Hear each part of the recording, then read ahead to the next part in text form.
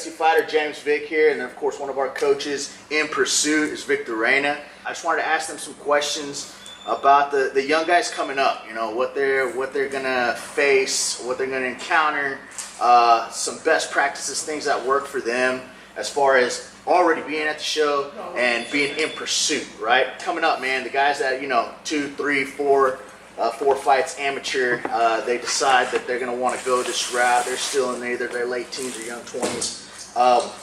What kind of advice do you give for them as far as their training goes, and what to look for? What kind on their path?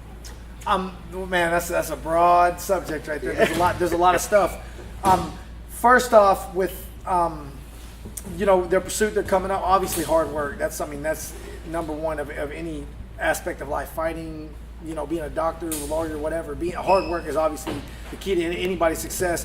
Injuries, for one thing, when you're a fighter, this is not an easy sport on your body. So you're gonna have injuries and you're gonna have setbacks. You just have to be mentally prepared for those and know that this is not the end of your career. Like for example, I've had four surgeries in the last 11 years, 12 years. I've had 4 major surgeries, and the first couple, my mind wasn't strong, and I was like almost depressed during surgery, thinking that, I'm never going to get to fight again, But it's just a time phase, and you just keep your mind strong and stay focused, and that'll pass. And when I was injured, I was doing what I needed to do. I was going to therapy, I was doing everything I needed to do, but I just didn't let my spirit get down. At first I did the first couple, but once I learned and I realized, hey, this is not the end of the world, and I'm going to be able to go back and do what I love again.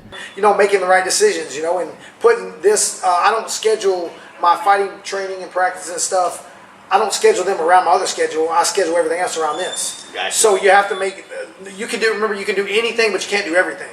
So I can't be a fighter, a soccer player, a tennis player. I can't do 50 million things. If you really want to be a pro fighter and you want to, have a decent little career and pursue your dreams, you have to make this a priority before anything else. Right on. Coach Vick, what are your views on young fighters trying to come up and make it? The first thing he said, hard work and just stay consistent. Stay work the basics, stay consistent, work what you need to work on your strengths. Don't be discouraged if you run into a guy better than you. There's a lot of fighters around here, and you're not going to be the best one at everything. So you're gonna run into guys that are going to be better boxers, better strikers, better anything than you, and you just have to work past that, like get better, stick with those guys to make you better. And like one thing you said you've been saying a lot recently, do more than everybody else. One thing that he says a lot too is like just always be the hardest worker in the room, stay consistent, and just stay dedicated. All right, let's talk path. This might be more of a business style question. You know what I mean? What types of things are you going to run into? What are you looking for when you're looking in a gym, and who's going to be able to give you your best chances at making it somewhere?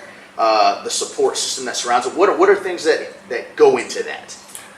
For me, number one out of everything, so I've trained a lot of different places, and especially here in Dallas-Fort Worth, I train at 5 different gyms right now. I've trained at a lot of different gyms and stuff.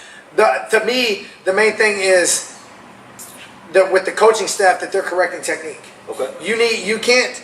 I've trained some places where people have been training for a year, and you can barely tell that they've trained for 2 or 3 weeks because they're not keeping their hands up. They're not doing the right things.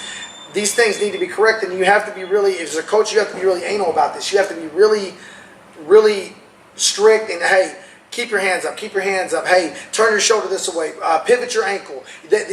When you're in anything, jiu-jitsu, post this way. No matter what, jiu-jitsu, wrestling, boxing, anything, make sure that who you're going with is the people are correcting the technique.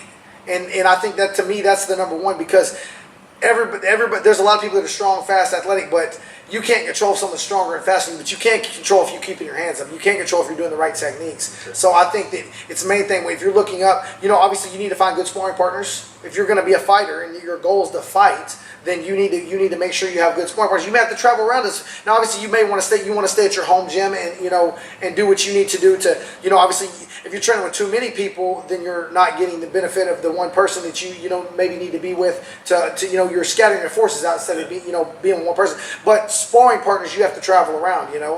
Me and him both travel around and spar at different gyms and stuff like that because. There may be two good fighters at this gym that we'll meet up. Maybe they'll come to my gym one time. I'll go to their gym the next time or whatever. Sparring partners, and make sure the people you're working with are correct, care about your technique, and are correcting your technique.